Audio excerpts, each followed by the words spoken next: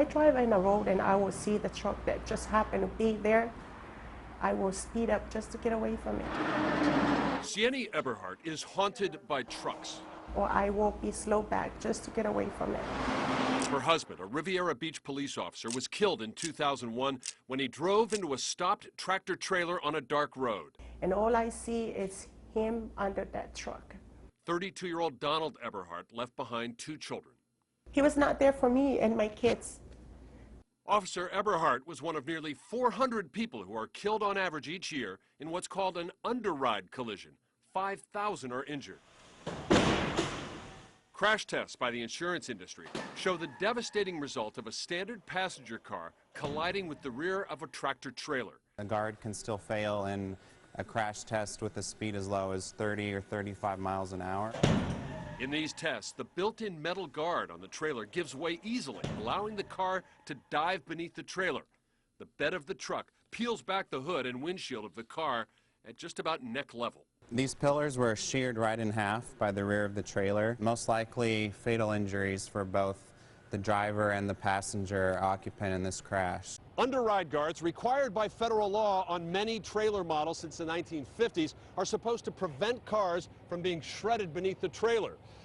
But controlled testing by the Insurance Institute of Highway Safety found that all too often these underride guards are not nearly strong enough. The Insurance Institute studies found that while the impact-absorbing engine compartments of cars have become more effective in protecting passengers, the standards for underride guards on trailers have remained unchanged since the 1990s.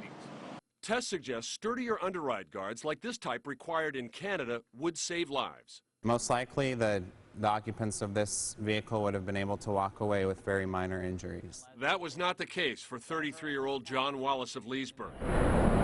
Just a few months ago, he fell asleep at the wheel driving home from his overnight shift as a security guard in Orlando. The accident report indicates Wallace drifted across 3 lanes of traffic and plowed into a parked trailer on the side of the road. His fiancée got the call. It was horrible because he still had glass in his head and his wounds were still bleeding really bad and he was mangled. The accident scene shows that Wallace lost a massive amount of blood. He also suffered damage to his eye and a fractured skull, but he survived. Looking at these pictures, does this bring back any recollection of the accident?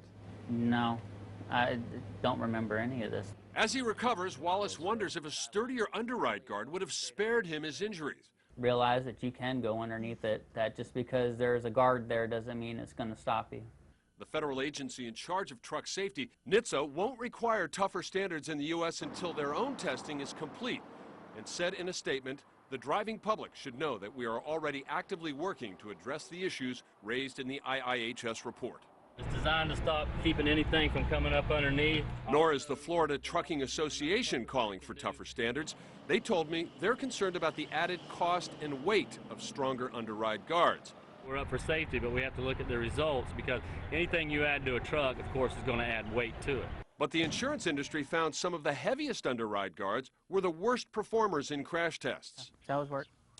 John Wallace and his fiancée hope something is done before another tragedy strikes. We shouldn't just decide, hey, something's there to make it safe and stop. We should always be striving to make things safer.